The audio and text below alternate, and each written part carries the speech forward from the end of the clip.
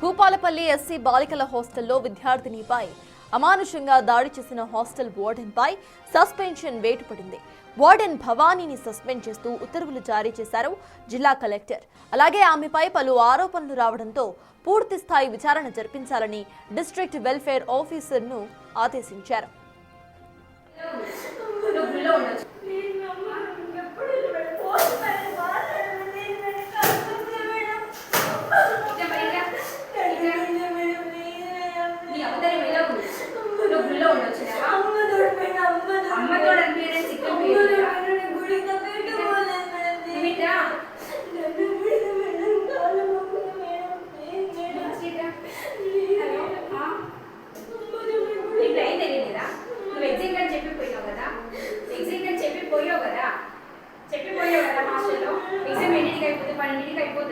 మరి ఎగ్జామ్ అయిపోయడానికి మళ్ళీ హాస్టల్ ఉండాలని చూడలేదని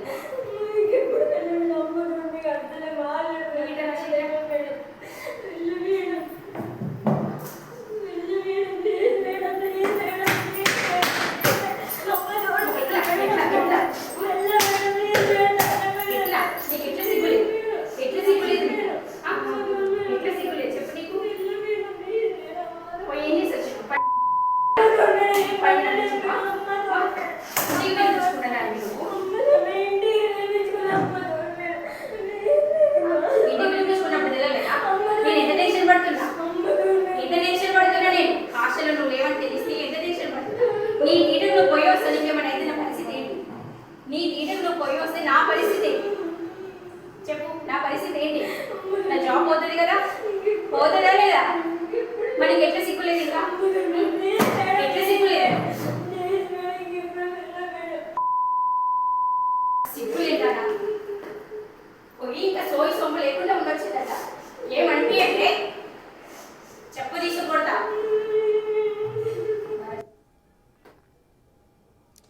డిగ్రీ 3వ సంవత్సరం చదువుతున్న విద్యార్థినిని వార్డెన్ భవానీ చితకబాదింది. సదరు విద్యార్థిని గదిలోకి పిలిచి చేతులతోనే కాకుండా కర్రతో ఇష్టానుసారంగా దాడికి దిగింది. తోటి విద్యార్థినులు అడ్డుకుంటున్నా వినకుండా బూతులు తిడుతూ కనికరం లేకుండా కొట్టింది. విద్యార్థినిని చితకబాదుతున్న దృశ్యాలను తోటి విద్యార్థినిలు తమ ఫోన్లో చిత్రీకరించారు. విద్యార్థినిపై దాడి చేసిన వీడియో బయటకు రావడంతో విద్యార్థి సంఘాలు ఆగ్రహం వ్యక్తం చేశాయి. ఎస్ఎఫ్ఐ, ఏబీవీపీ, ఇతర దళిత సంఘాలు హాస్టల్ ముందు భారీ నిరసన చేపట్టాయి. వార్డెన్ భవానీని వెంటనే విధుల నుంచి తొలగించడమే కాకుండా ఆమెపై క్రిమినల్ కేసులు నమోదు చేయాలని డిమాండ్ చేస్తున్నారు.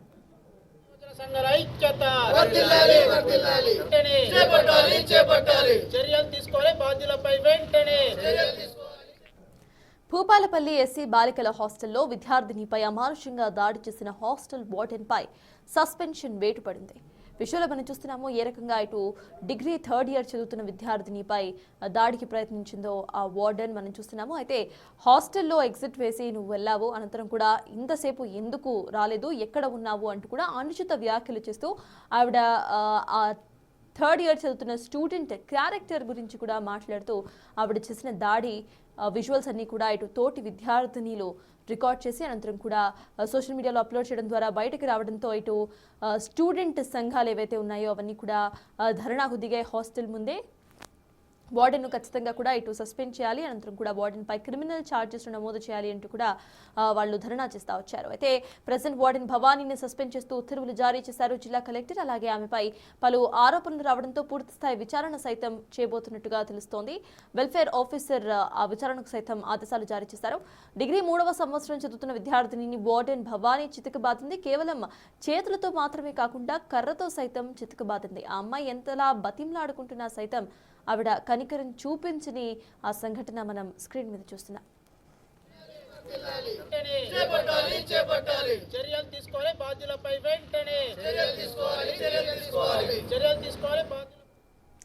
ఇదే అంశంపై పూర్తి డీటెయిల్స్ మా ప్రతినిధి వేణు అందిస్తారు. వేణు, చెప్పండి, భవానీపై ఎటువంటి యాక్షన్స్ తీసుకునే అవకాశం ఉందనుకోవాలి, అక్కడ అప్డేట్స్ ఏంటి వేణు?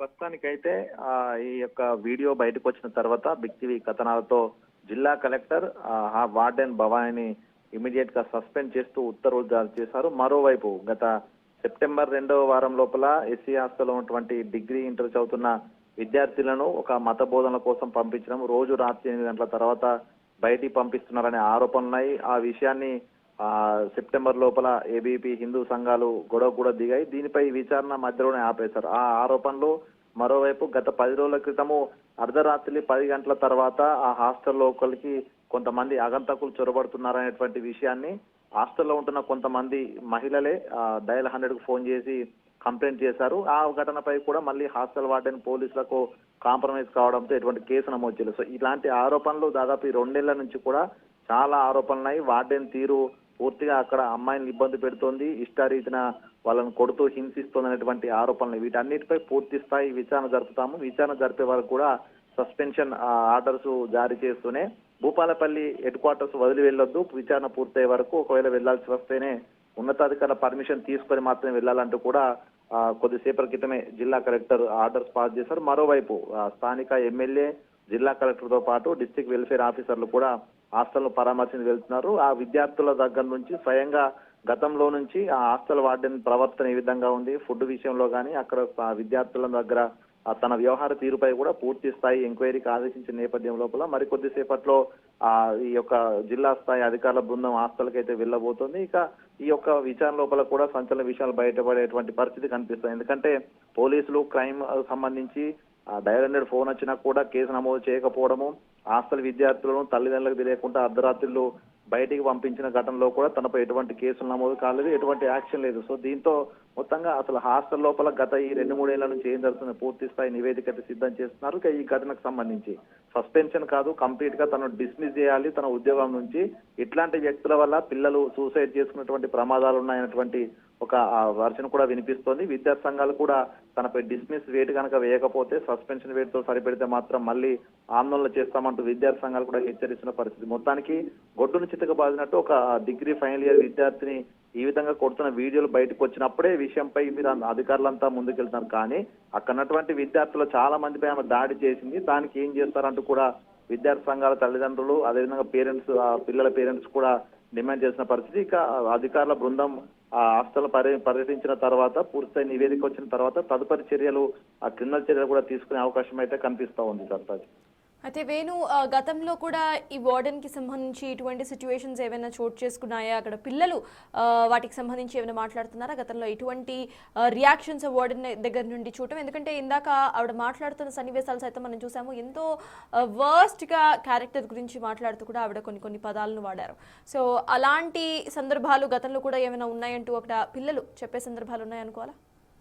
నిన్న ఈ వీడియో బయటకు వచ్చిన తర్వాత విద్యార్థి సంఘాలు ఏఎస్ఎఫ్, ఎస్ఎఫ్ఐ సంబంధించిన విద్యార్థి సంఘాలు హాస్టల్కి వెళ్ళాయి. హాస్టల్ వెళ్లి విద్యార్థులతో పర్సనల్ గా మాట్లాడే ప్రయత్నం చేశారు. వాటిని ఈ విధంగా కొడుతున్నా ఎందుకు అడ్డుకోలేదని విద్యార్థులను ప్రశ్నించినప్పుడు తను ఎవరు మాట్లాడితే తన వాళ్ళపై దాడి చేస్తుంది, ఇష్టం వచ్చినట్లు కొడుతుంది అనేటువంటి వర్షన్ చాలా మంది పిల్లలు చెప్పారు. వాళ్ళు అందరితో ఏకాభిప్రాయం తీసుకునే ప్రయత్నం చేస్తే అందరూ చేతులెత్తి వాటిని ఉండకూడదు, ఇక్కడ మా అందరినీ హింసిస్తుంది అనేటువంటి వర్షన్ చెప్పారు. దాంతో పాటుగా గత 3 నెలల క్రితము విద్యార్థులను తన ఫ్రెండ్స్ ఎవరైతే పాస్టర్ గా పనిచేస్తున్న ఒక ఫ్రెండ్, అక్కడ ఒక ప్రభుత్వ ఉద్యోగి భార్య పాస్టర్ గా పనిచేస్తుంది, తను ప్రార్థన కోసం పంపాలని చెప్తే వాళ్ళ వద్దకి ఇక్కడ దాదాపు 12 మంది విద్యార్థులను కూడా రాత్రులు ప్రతిరోజు రాత్రులు 8 గంటలకు పంపించడం, తర్వాత 10 తర్వాత హాస్టల్ కు తీసుకురావడం, ఇదే విధంగా తాను ఇలాంటి ఆరోపణలు. దాంతో పాటుగా గత కొద్ది రోజుల నుంచి ఆ వార్డెన్ భవానికి సంబంధించినటువంటి కుటుంబ సభ్యులు కొంతమంది మగపిల్లలు ఆ హాస్టల్ గోడ దూకి లోపలికి వెళ్తున్నారు. సో అదంతా కూడా భవానికి తెలిసే, ఆ వార్డెన్కి తెలిసే వెళ్తున్నారు. వాళ్ళని తనే రమ్మంటుంది అనేటువంటి ఆరోపణలు కూడా